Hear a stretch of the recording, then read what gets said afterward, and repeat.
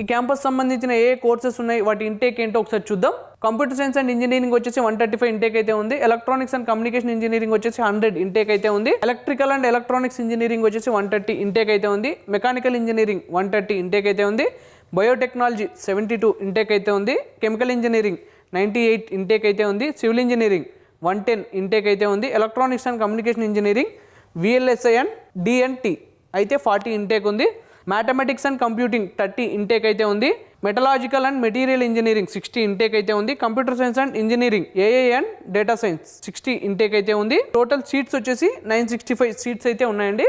So అలానే ఈ క్యాంపస్లో సీట్స్ అనేది 50% హోమ్ స్టేట్ వాళ్ళకు ఉంటాయండి, 50% అదర్ స్టేట్ వాళ్ళకు ఉంటాయి. హోమ్ స్టేట్ అంటే ఎవరైతే తెలంగాణ రెసిడెన్సీ ఉన్నారో వాళ్ళందరూ హోమ్ స్టేట్ కిందకి వస్తారు. ఇప్పుడు ఏపీలో ఎవరైతే రెసిడెన్స్ ఉన్నారో వాళ్ళు ఇప్పుడు తెలంగాణలో చదవాలనుకుంటే వాళ్ళు అదర్ స్టేట్ కిందకి అయితే వస్తారండి. అలానే ఎవరైతే ఇక్కడికి వచ్చి చదువుకుంటారో వాళ్ళందరూ అదర్ స్టేట్ కిందకి అయితే వస్తారు. సో ఇప్పుడు అలానే ఈ క్యాంపస్ సంబంధించిన 2025 కట్ ఆఫ్ ర్యాంక్స్ ఎలా ఉన్నాయో చూద్దామండి కోర్సెస్ వైజు.